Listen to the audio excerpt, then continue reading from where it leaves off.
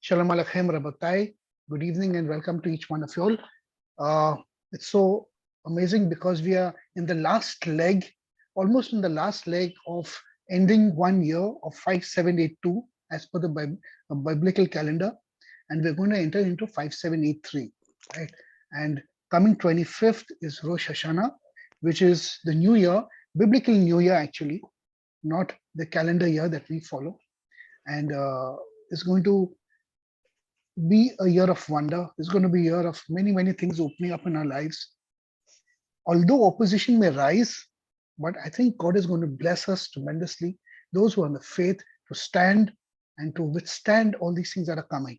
So keep the faith and just don't lose sight of Yeshua.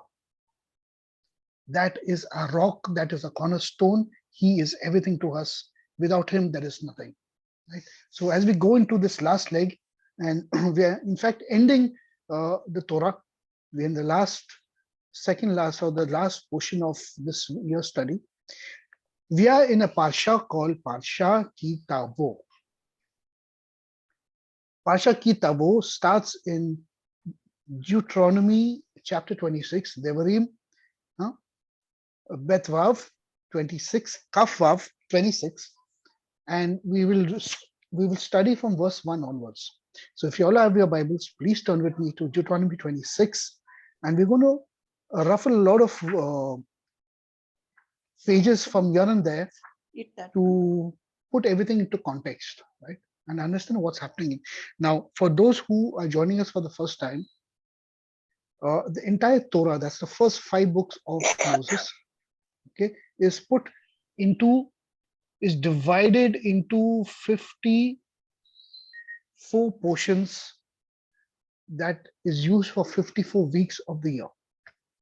So on a leap year, 2 portions are amalgamated and brought into 52. Otherwise, in a normal year, 54 portions are read, and each week, okay, and these Torah portions are very important, very extremely important to study year after year, because each time we go through them, it brings out so many aspects and angles and facets of how God is speaking to us and what is God actually doing with humanity.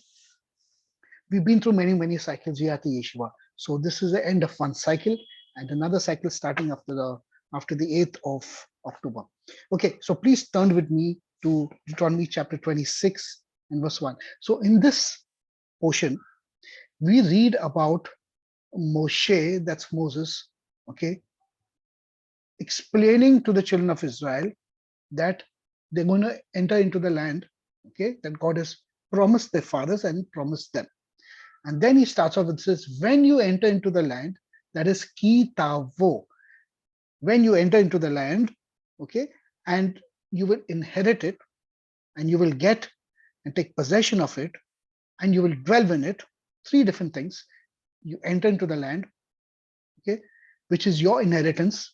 Very, very important to understand this. And you take possession of it. That means God has apportioned a certain way for you to take possession of it by disposing of all the evil elements in the land. So although it's not written, but it's very, very important to understand that you take possession of something. That means you are aggressively taking possession of something. And you take inheritance, you take possession of it, and you dwell in it. It's yours. Okay? And then he says, then you will take of the first fruit of every fruit of the ground that you bring in from the land that the Lord your God has given you, and you shall put it in the basket, and you shall go to the place that the Lord God will choose to make his name rest there. Now, in the previous Torah portion, we read about menucha, we read about comfort, okay, and how God chose a certain place for them to come to this place where he's put his name, and it is only there that they will offer their offerings and the sacrifices. Why? Because the menucha, the presence, the rest of God dwells on there. And this word menucha comes from the word compassion and kindness, grace, basically grace. So it is only God's grace that He's put His name in a certain place and said, you come to this place because my grace is there, and here you will offer your offerings and your sacrifices and you will worship me. So when they came into the land, initially the land was, they were still not centered around, and God had not appointed that places yet. So for the first 150 years or something, it was in Shiloh, where the entire tabernacle and the Ark of the Covenant was in Shiloh.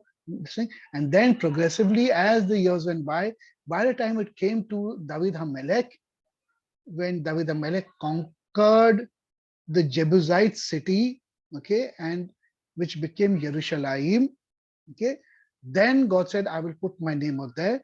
And David HaMelech had made the plan. He got everything ready, every small detail of the tabernacle ready, of the Mishkan ready, or the Mikdash ready, but he could not complete it. God said, you are not going to do it. You planned it, your son who's going to succeed you is going to execute it. So then Shlomo HaMelech, his son, comes and he builds the Mikdash.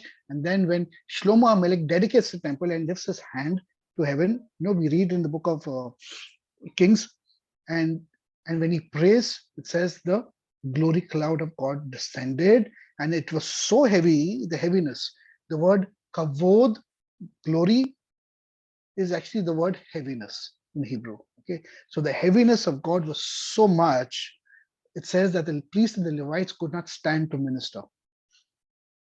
It was a physical, tangible presence, and they were literally not able to do it. It was so heavy. So, for all those skeptics who say that God cannot manifest His presence into this world, you're all wrong, friends. Okay?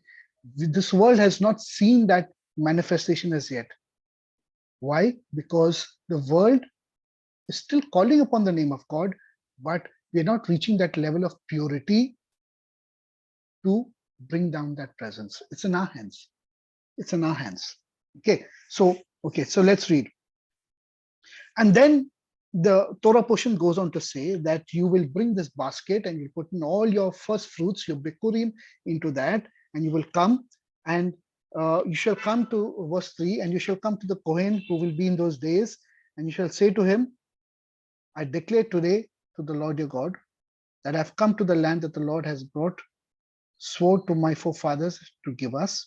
Okay, and then the Kohen shall take the basket from your hand and lay it before the altar of the Lord your God. And then you shall call out and say before the Lord your God.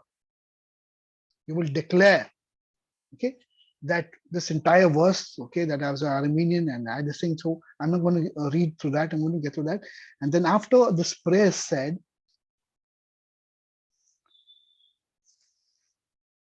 after this declaration is done, in verse 11 says, and you shall rejoice with all the goodness that the Lord your God has given to you and to your household, you and your Levite and the convert who's in your midst. Something really amazing now. How do I rejoice? Go to the mirror and look at your face. Am I joyful? Really? I want to go to church, but am I joyful? I go to church for the last 20 years, but am I joyful? Do I have that joy? The Bible is saying, the Torah is saying, and you will rejoice in the presence of the Lord. One second, I don't feel, I have got my struggles, I've got my problems, I've got my financial problems, I've got this problems and that problems, and my children and this and whole lot of stuff. There is no joy left in my soul. The Bible is saying you will rejoice. How does one learn the art of rejoicing? You have many people tell you today, learn the art of rejoicing. I'll tell you, the Bible is very clear. When you believe and you trust God, when you trust God, the peace that God gives you, you will turn around in your mind and say, I know these are my problems, but I'm going to rejoice because whatever it is, God knows best. By doing that, Now listen very carefully. By doing that, by having and developing and practicing emuna. Emuna is not something that I get. What is emuna? It's faith. I do not get emuna because suddenly emuna comes upon me. I have to practice, profess, and work out emuna, because the word amanat in Hebrew means literally to practice. So the word faith and practice, okay, and to be sustained, to be grounded, everything comes from the word emuna, faith. So you got to practice. You got to practice your faith. When you do that, your entire being changes. So in the world outside, they say, okay, be positive and you will change the world, right? There's an element to truth that, except for they're trying to do it on their own without the foundation of God. We are doing it on the foundation of God. I have to be joyful. Why, if I'm not joyful? Because if I do not rejoice, I will do secret sins. And those secret sins will lead to bigger sins. So God is giving us a formula here. Be joyful. Have your heart filled with peace, calmness, and joyfulness. You will have struggles. You'll have days of real difficulty, but learn to practice joyfulness. God says, and you will rejoice. When we do not rejoice in the presence of God or in our lives for whatever's happening, I don't mean to say you jump a relation, oh, there's something wrong has happened, I'm jumping. No, I'm saying you learn to be fruitful in your heart and mind. Just have that confidence, that bitachon, that God is with me, God is with us, and in His presence you rejoice. Then I avoid all the secret sins that I do when I'm alone in my room. Listen to this very carefully. My thoughts will go haywire. Decisions I make ad hoc, emotional decisions. Okay, I would have scripted in my brain what I'm going to say, how I'm going to deal with a person. All those secret sins will finally come out if I don't learn and practice rejoicing in the presence of God in our lives. So to avoid sinning at its very foundation, basic level, God says, rejoice. Simcha. Take it. It's a very simple thing. Okay. Then after this prayer says, you will rejoice with all the goodness that the Lord your God has given to you and to your household, you and the Levite. So the common, he's not talking about the priesthood, the Levites, he says the common people of Israel, and the Levites, who are the priestly class, and the convert or the Ger Sadiq. Now, make a note of this. So let me try and read this in the Hebrew. So you all will get this. Ve samakta bechol hatov asher natan lecha Adonai Elohecha ulevaetcha ata vechaluvi vehager asher becharbecha. With the ger, this word ger is very, very important because it's one of the categories of people who attach themselves to Israel.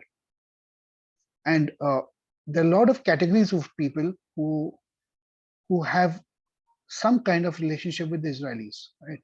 One are the foreigners, excluded from all the things of what the Israelis are supposed to do.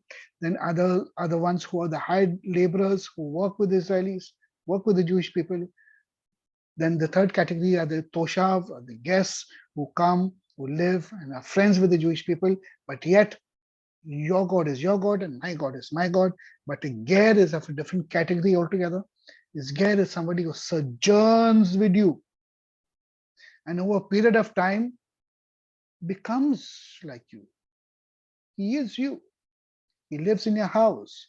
He eats the same food. He believes this is your God is my God, your people are my people. This is a ger. So see the distinction. It is not saying about anybody of the nations, it's saying about a ger specifically. So the law for this person who attaches himself to Israel is the same Torah for him and as for the Jewish people also. There's no difference in this. When you have finished, then it goes on to verse 12. When you have finished tithing every tithe of your produce of the third year, the year of the tithe, and you will have given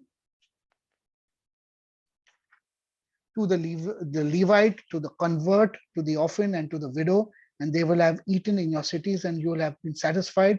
Then you shall say before the Lord your God, I have eliminated the holy things for the house, and I've also given it to the Levite, to the convert. You will say, and you will do, and you would have done all these things in the sight of the Lord. And after doing all this stuff, you will perform all the statutes and everything that the Lord has given you. And then it hits chapter 27. Now, if you all have read the book of Deuteronomy, what is chapter 27? Chapter 27 is about the blessings and the curses. The blessings and the curses. Chapter 7 and chapter 28. Very interesting. So now the blessings and the curses are here. But why are they here? What relevance does it have when entering into the land? And what relevance do the curses have at this point in time that Moses is telling them about? So he says, if you keep the commandments, you'll be blessed. If you don't keep the commandments, all these curses will come upon you. To just give you a brief, these curses were never supposed to be there in the first place.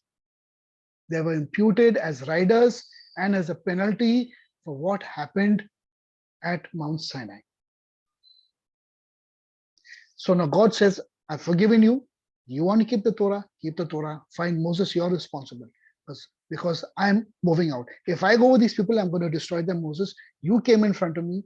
You stood before me and you pleaded for them. Your responsibility. But you want to keep the Torah? Keep it. But I'm going to put riders now. And the riders and the CPs, the precedents, are the curses that were imputed, and Moses is reminding them again in this Torah portion. You're entering into the land. Do all this. Remember from where you came from.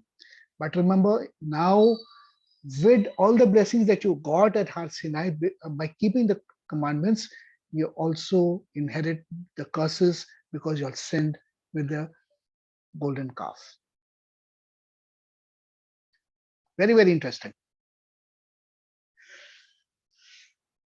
We see later on in the book of Galatians, chapter 3, I think it's in verse 16, it says, for Yeshua took away the curses of the Torah.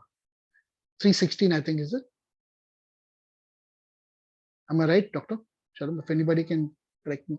Galatians, for he became a curse and he took away the curses of the Torah. The curses, but the blessings still remain. Now, this raises a big question now. Why have we come to this point in understanding that Torah is there? 3:13. Can you read that? 3:13. Can someone read it, please?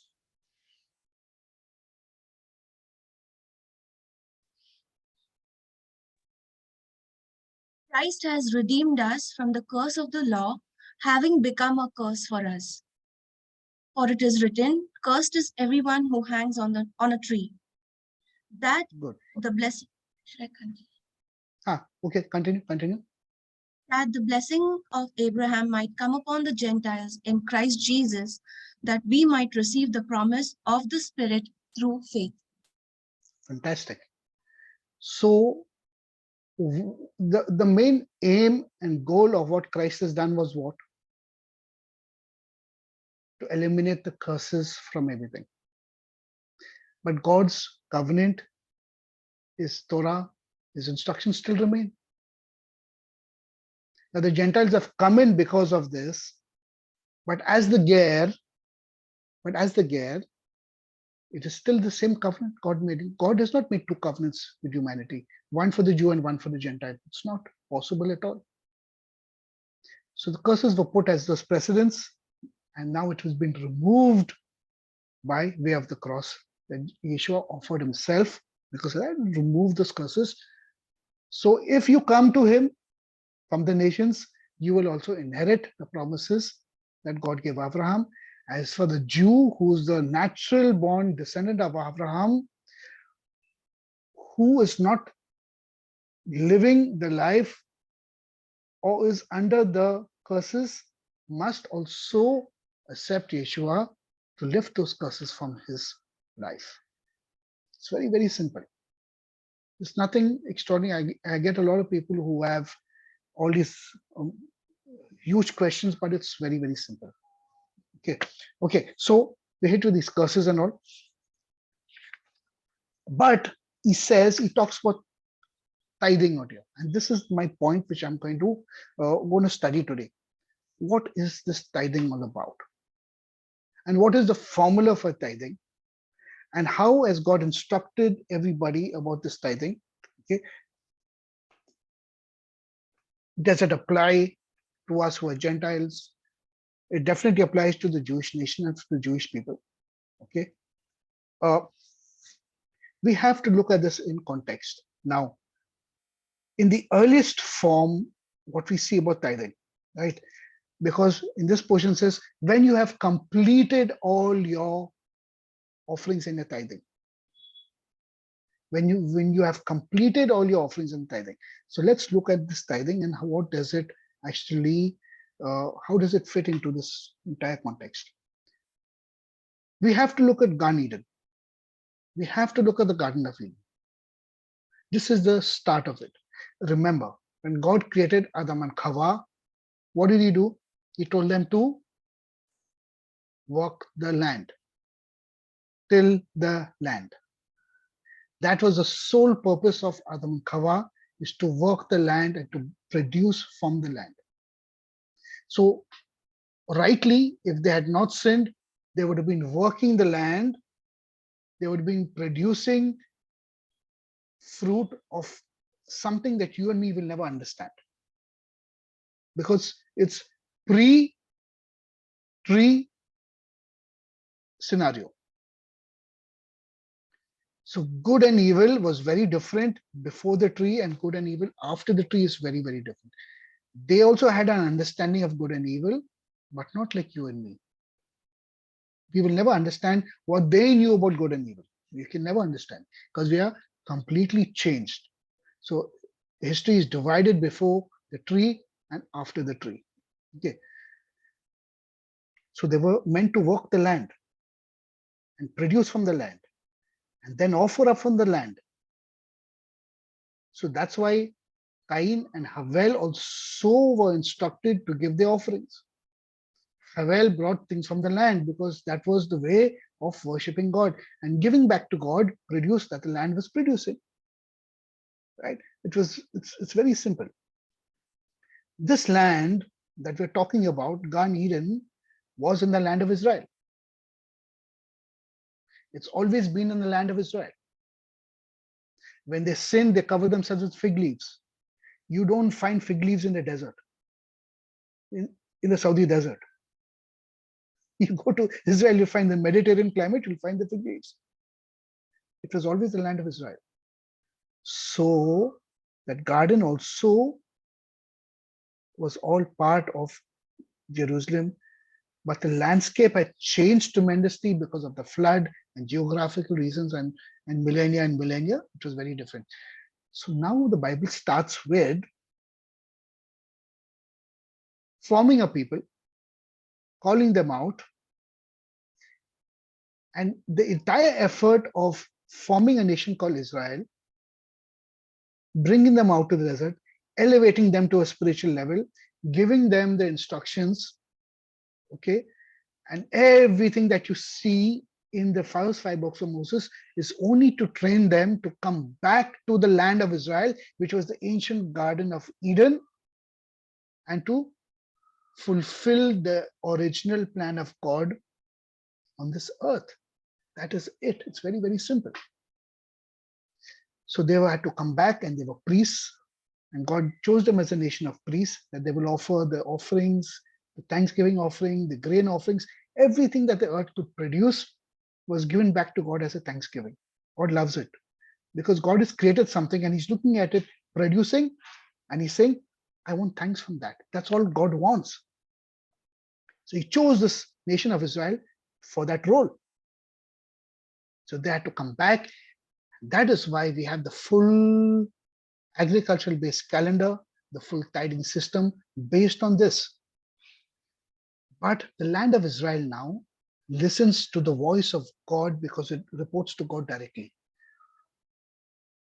It says in the book of Deuteronomy, for the land, God says, for my eyes are on the land of Israel from the beginning to the end of the year. The word Eretz Israel, land of Israel, the word Eretz, land, comes from the word Ratzon, will. Because the land is constantly wanting to do God's will by instinct. You think the land does not have its own type of soul? It does. The plants have its own type of soul. Animals have its own type of soul. Humans have a different type of soul. The land wants to thank God for its existence. But how does it do it? It's immobile, it's mute, it can't talk, it can't do anything. It needs the human being to work it, let it produce, take the first fruits of it, and give it to God, and the mitzvah is done. This is the priesthood. And this then, by this, the nations would also come in line, and the nations would then learn from Israel and rectify. And by that, the pilot project of Israel would then spread the world over, and the full world would be rectified. So the Old Testament is not about the heavens and what's in the heavens and what's above. It's all about here. It's all about here. But this leaves us with a very big question, a huge, huge, huge question which needs to be answered. Needs to be answered. The New Testament talks about that we're all going to be with the Lord. We're going to be caught up in the air. The Lord's going to come and this. When did this happen? When did this happen? What was the change? The full plan was to bring back Gan Eden and rectify the world. But how did this theology of resurrection of the dead, Lord coming, from where did this all come? So there has been a paradigm shift. Something has shifted that. I'll tell you what has shifted. To put things into context in a very simple way. As long as the world was there during Abraham's time, till Moses' time, okay, till the time they entered into the land, God was still wanting to rectify the world through the commandments given to Har Sinai. He still had hope. The population of that world was minuscule compared to today. But when they messed up, like any nation would mess up, they are not alone. Okay. God said, it's better that things go down the drain, and I will raise everything up in the end. So therefore, God has said, let everything perish. So that's why we read in the New Testament that now there is a paradigm shift of the old world and the new world. But make no mistake, the new world that's going to come is going to be the restitution of what God originally planned right from the beginning. It's going to come back again. And that's the time this Truma, Paul says in the Rav Shaul says in the book of Romans chapter 11, if the root is holy, is the full tree is holy. If the lump is holy, the full dough is holy. So there is going to be a remnant of the Jewish people who are going to be that first holy batch. And they're going to take the inheritance because that is God. If he does not complete that after all that has happened and he throws them away, then he's not a God that I can trust and rely on. It's very simple. So all that we see about the Levitical priesthood and this and the offerings and all that was for a certain purpose of bringing back Gan Eden back to the land of Israel. It's as simple as that. So something happened after that, and God said, it's better that this world is so corrupted and there are billions of population today. God said, let it be, just let it. And then he brought in salvation by the cross, and he said, okay, the resurrection of the dead and this and that, all that. So that is why in the Old Testament, you don't read about the heavens. It's all about the earth. So I want you to be very clear about this. So let's look at now why this Torah portion is talking about the tithing system. Now the patriarchs, that's Abraham and Isaac and Yaakov, did they really practice tithing? They practiced something that we can call tithing, okay, but they gave it as a free will offering. Actually, it does not come under the the form of the Torah right now because they live pre-Sinai, but they swore an oath. They made a promise to God that if God, you do this for me, I will give you a tenth of my offerings, and whatever I earn, I'll give you a tenth of it. That is it. So the patriarchs, okay, it appears in the Torah right in the book of Genesis, not as a commandment, but as a practice. And I think Rav Shaul also talks about these. He talks about Abraham, Avinu Abraham. He says he loved God and he was so aggressive of wanting to fulfill God's instructions in his life, but he came from one of the tribes of the earth. He was not a Jew when he started. He was from one of the tribes of the earth. But then God made him into a nation. And that faith, that emunah, because he held on, God elevated him and called him Avraham Avinu. Then from him started the Jewish nation. That is why we have to look at Avraham Avinu and say, that is the way I need to go. I have to attach myself right at the beginning to Avraham Avinu and follow. If we understand Avraham Avinu, you will understand who you and me are. If I attach myself to Moses and dive into the Torah and all the commandments, I'm doing the wrong thing. I'm being very clear about this. It's not that it does not apply to me. At some point of time it will, but I cannot do it right now because I've not come in the right way. I have to come in by faith first. I have to do the things that Avraham done. Please God. Then come in slowly, and then all these things become clear and clear to me, and then you leave it to God who will lead us, guide us, and counsel us into the way. Right. So we see that even when Avram went and he fought the war and he brought those things back and he promised and he gave 10% to Melchizedek, right? He gave 10% of Maser to Melchizedek. He gave it out of a free will offering. It was not a commandment because Melchizedek never asked him for it. The tithing system that is mentioned later on by God, I think it appears after the rebellion of Korach, where God tells Moses, take out the 10% and give it to the Levites and the Kohens. Okay, so I'm going to give you a brief, basically, of how this tithing system used to work. The centrality was Jerusalem. It was a central thing. The temple, the Beth HaMikdash that stood in Jerusalem, everything was the centrality out there. Without the Beth HaMikdash, there is no tithing system. And it applies only to the Jewish nation. It does not apply to the nations. Very, very clear about this. Very, very clear. What applies to us? Free will offerings. Give whatever and how much ever you can as a free will offering. If you say in your heart, this is my percentage, you make a vow to God, do it. If you say in your heart, this, whatever it is, God is not going to look at you whether you put in a penny or you put in $1. God is not going to look at it. As long as you give, God does not need your money.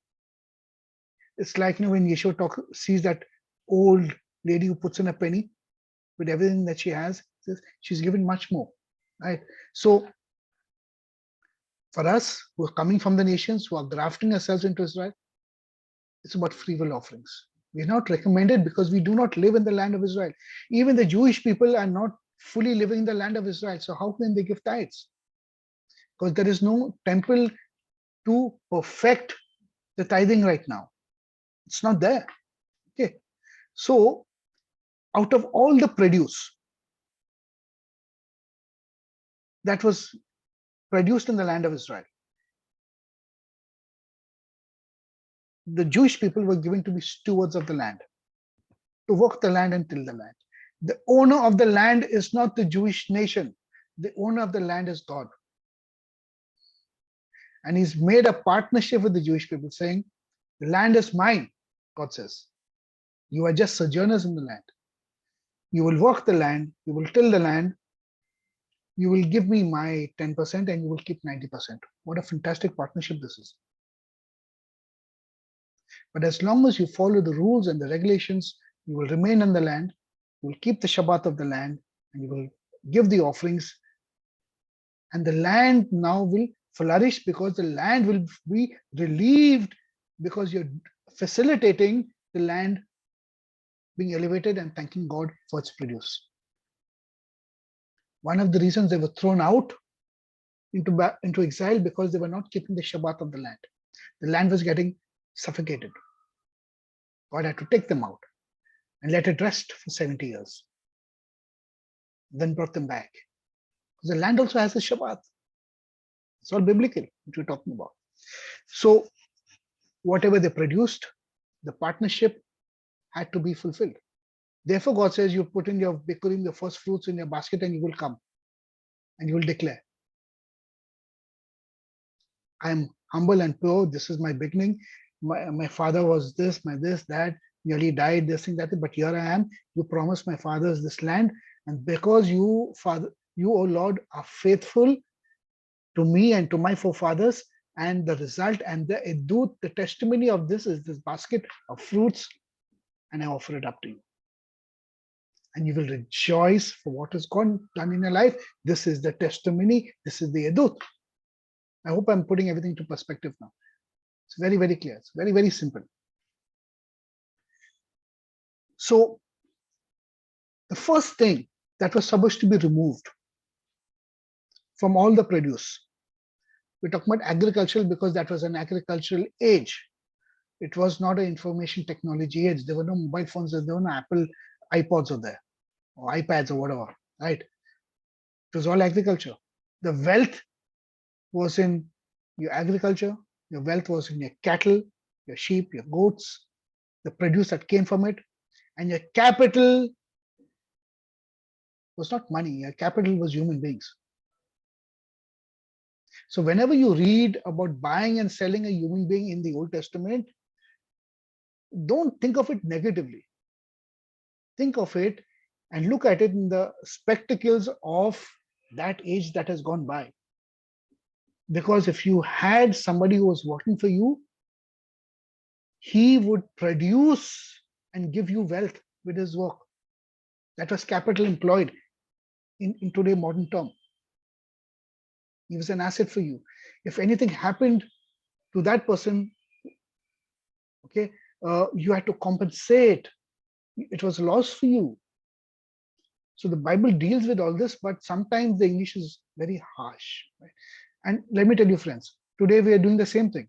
When I go for an interview and I sign up for a job and I sign the offer letter, I'm doing the same thing. I am. I'm offering my services. And what does the company give me? It gives me a remuneration, it gives me a house, probably a car, it gives me a medical insurance, it gives me this, it gives me everything. So nothing has changed for 4,000 years, friends. Only thing, we live in a modern world, right? So we want to get rid of the tag of belonging to somebody. Belonging to somebody. But everything's still the same, right? So the produce of the land, the first thing that you had to do after your harvesting is done and after everything, you bring in your crops, everything's coming, and you calculate your figs and your olives and your this and your wheat and your put it together. Okay, the first thing you'll do is to take out 1/50th of your produce. 1 upon 50. 1 upon 50 is equal to 2%. Those who are mathematical geniuses will understand what I'm saying. 1 upon 50, a 50th of your produce will be taken as truma, as a heave offering, and given only to the Kohen HaGadol, to the high priest. This is truma. Besides the bikurim, besides the first fruits. So the first fruits will come in the basket. It's a thanksgiving for God's promise of bringing us into the land. I'm talking about the Jewish nation specifically now, okay, not the nations. That then all the produce will be 2%, 1 upon 50. Besides that, you will give 10% to the Kohanim or to the Levites. To the Levites, not the priests, the Levites. Okay, so now that is 12% you're giving actually, right? From that 10% that you give the Levites who receive that 10%, they will take out 10% from that and give it to the Kohanim. And this is what we read in the book of Malachi, Amos, that says, God says, you're robbing me. He's talking about they're receiving the 10% from the people, but they're not passing on their 10% from that to the Kohanim and to the high priest. Okay, so take this into context, understand this in the context. So now you give that 10%, and from that 10%, the Levites give 10% to the Kohanim and to the high priest. Right? This is the Maaser Rishon. So Truma, Maaser Rishon. Okay, and the Maaser Sheni is 10% you'll spend on yourself.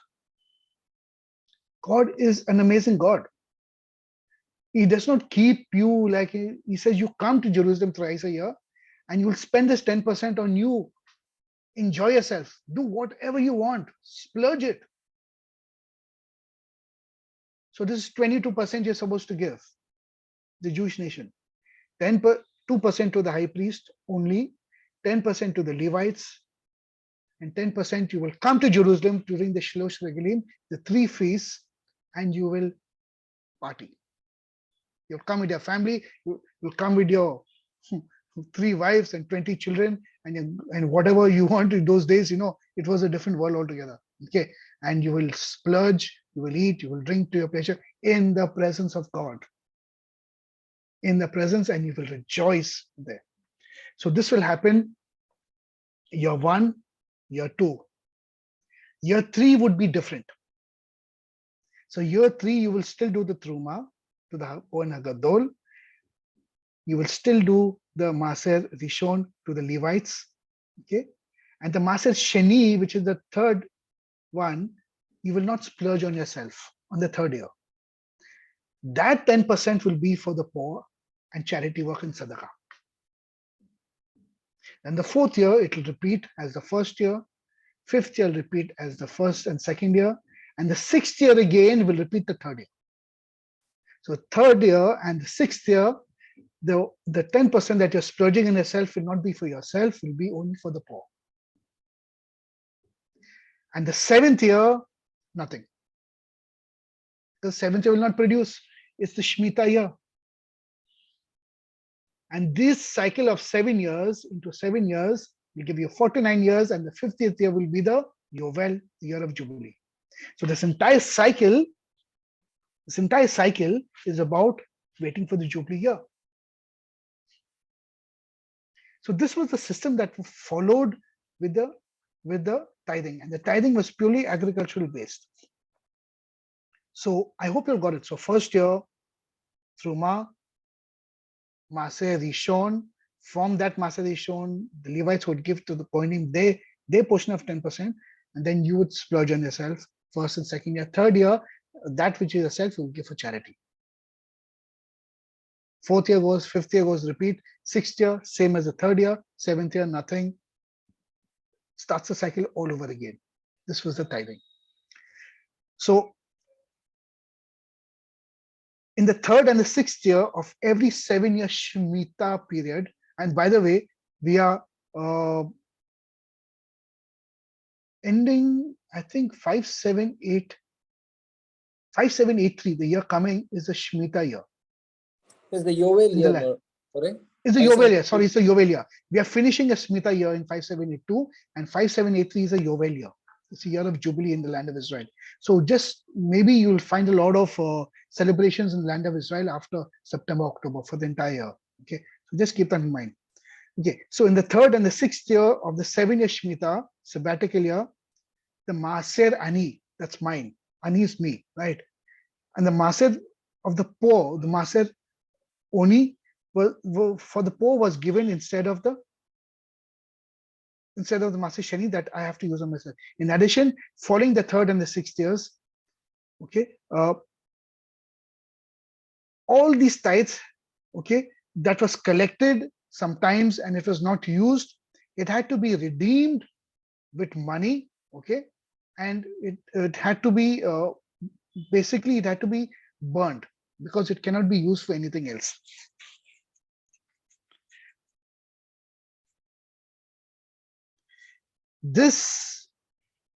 All these mitzvahs God had put into place because the system was set up with the centrality of Jerusalem. Now, if I put this in the modern context, okay, in the modern context, nowhere in the New Testament does Rav Shaul or any of the Egarettes or the epistles talk about tithing. They talk about free will offerings. Even Rav Shaul went all over the 7 churches in Turkey and Cappadocia and this and Smyrna and all these places, Laodicea, and he just gathered money and he told them, whatever your heart is, just give. And he brought it and he came to Jerusalem and he poured everything in front of Yaakov and in front of the council in Jerusalem. He said, this is what the nations have offered and given. See how much they've given. Okay, he calls it as a free will offering. He doesn't call it as a tithe.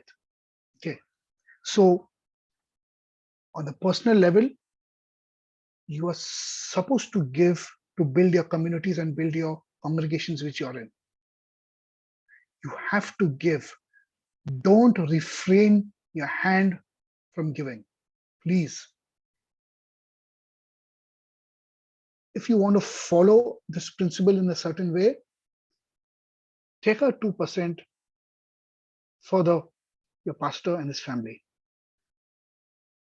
Then look at the congregation. And you can probably follow this principle, but as long as it's a free will offering. But give, it's very important. Otherwise, how is your congregation going to support the community? Okay, so please keep this in mind. But contextually, tithing has got to do with God's relationship with the Beth HaMikdash and the Jewish people. For us, free will offerings give to build the church, okay, build the congregations. In the modern day, there is a concept that developed much later. It's called Maaser Kesafim, from the word kesef, silver or money, right? Silver or money. Because as humanity developed, technology came in, people started growing, everybody was not engaged with agriculture, right? Today we live in a world that we're not engaged with agriculture anymore. The original context of creating a human being was the human being had to be connected to the land. And as long as the human being was connected to the land, he would thrive and he would live. But humanity is not connected to his land anymore. You see, you take a farmer, okay, who's connected to his land, and you try to get into his mind. He does not think like you and me. The poor farmer gets up at 4:30 in the morning, has a bath, has a cup of tea, and is out in this field by 5:30. He comes back working hard in the field at 10:30, has a cup of tea, has his lunch by 11 o'clock, okay, is out in the field, again, comes back at 3:34, has a cup of tea. By 5:30, he's probably had something light to eat, and by 6:37, he's out to sleep again in the village. And he gets up again at 4:30 in the morning. He has no things about watching TV, computers, no, nothing of the sort. But they're strong, they're connected to the land. They're very pure in a certain way, they're very pure people. But we are disconnected from the land. Therefore, we have all these kind of problems, We have sicknesses and tensions and stress and this lifestyle diseases, and this not because we are disconnected from the land. So to adapt to this disconnection to the land, what the sages done was, they said, if you're not living in the land of Israel, okay, but you're earning profit, you're doing business, you're selling diamonds, or you're selling wheat, or you're selling whatever you're selling, the profits, kesafim, money, you will take from your profits and give, but you will send it to the land of Israel. Okay? So even now the Jewish diaspora who's living in the diaspora, who are living all over the world, okay, and earning a lot of money, Jewish people are very wealthy because they follow the principles of the Bible. You'll have to understand this. They converted their profits, from the profits, the dollars or whatever they're earning, they take out and they send as they tithing to the land. So this also it's very debatable, right? Many people, Orthodox Jewish people have said it's not tithes, it's tithes. So there's a big debate about this. Nevertheless, they consider it as a tithe and they do send it to the land of Israel, and it's still relevant for us. We support our congregations, but if you can find something in the land of Israel that deserves, okay, who's doing work, upliftment of the poor, education, bringing Christ to them, support that. It's very, very important. Okay, look out for organizations. There are some good organizations in Israel who are doing some good work, right? Support the land of Israel. It's very, very important. Okay, you're doing your bit. So later thing that developed was Maser Kesafim, okay, which is produced as good outside the land of Israel. Does not need to divide the 10% and the 2%, nothing. Okay, you just take out your profits after you've paid this one and that one and your taxes and this thing. Whatever's left, take out what you have decided that I'm going to give God this, take it out. Okay. This is what the Jewish people do today.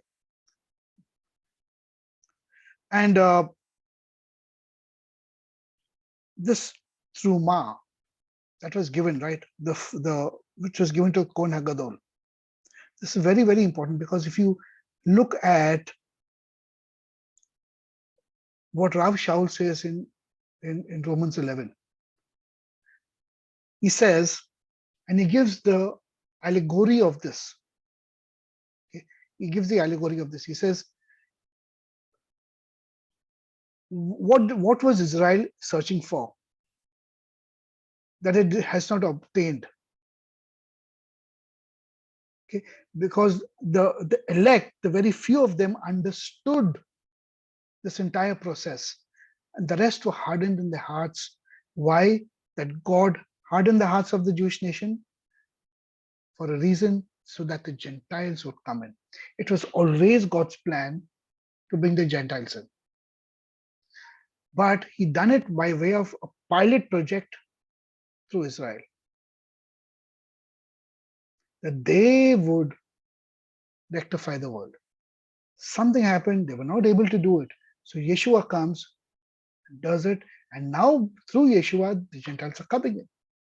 Gentiles are coming in. So this is what Rav Shaul is trying to tell everybody, or write in 11. Okay, he says in 11, verse 11, I ask therefore, have they stumbled so as to fall? Chas v'shalom, he says. But by their pesha, by their crimes and their transgression, Yeshua is coming to the nations, to the Goyim, in order to provoke them to jealousy. You're saying, one second, you're from the nations. How are you getting the blessings? Why am I not getting the blessings? Why? Because They don't want the curse to be removed. Please understand. They think that when their Messiah comes, he will remove the curses. But friends, it's our duty to show this to the Jewish nation.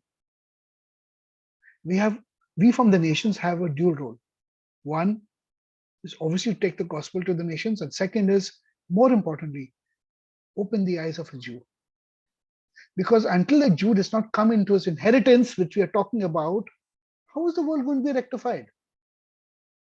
It's very important. If there is no nation of Israel, there is no us. God made a covenant with them. He's not made a covenant with us.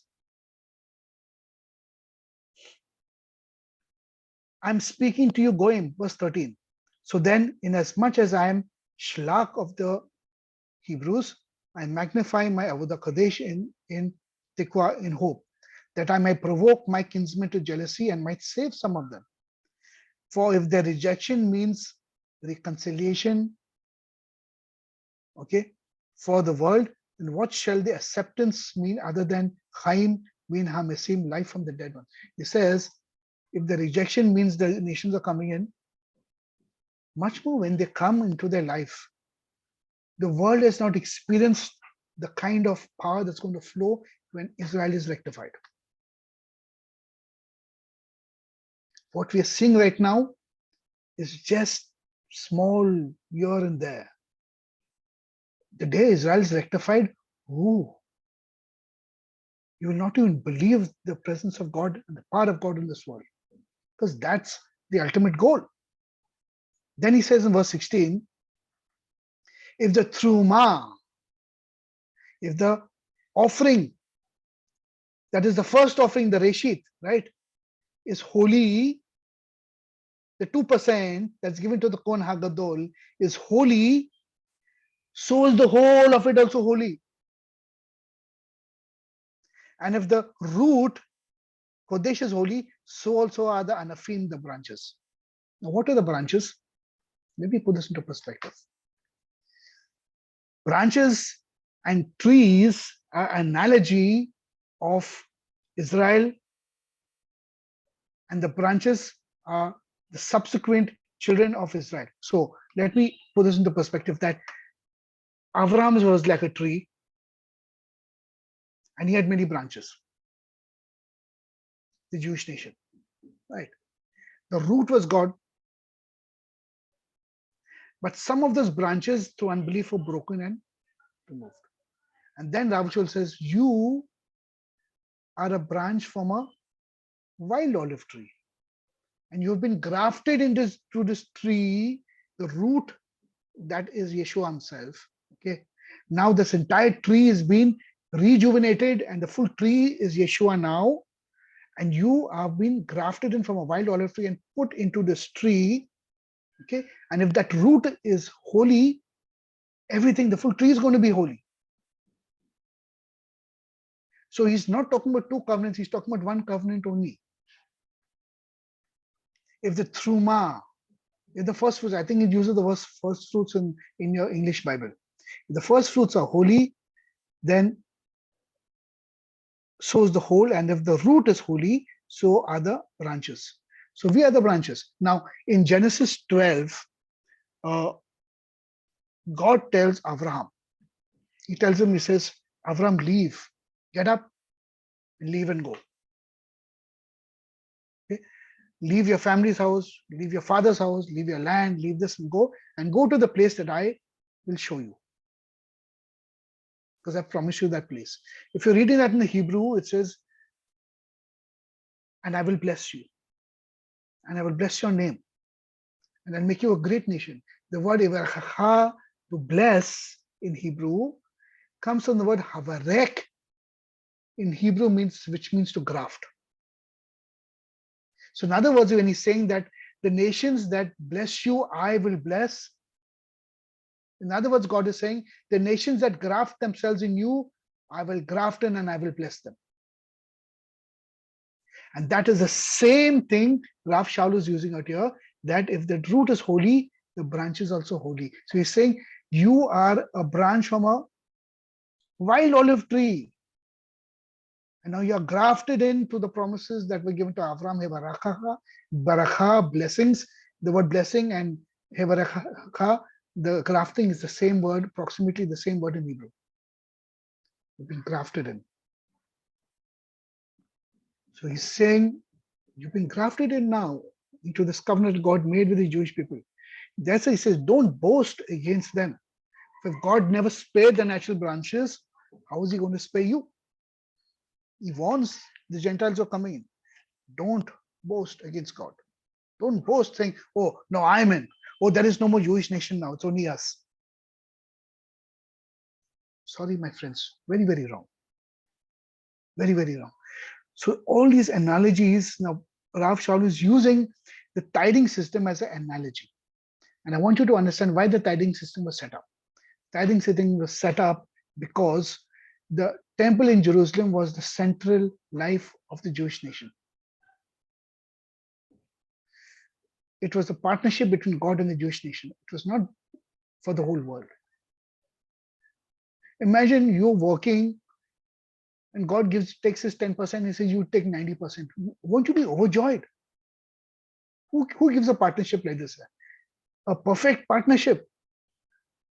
But you have to follow the rules and the regulations of the land.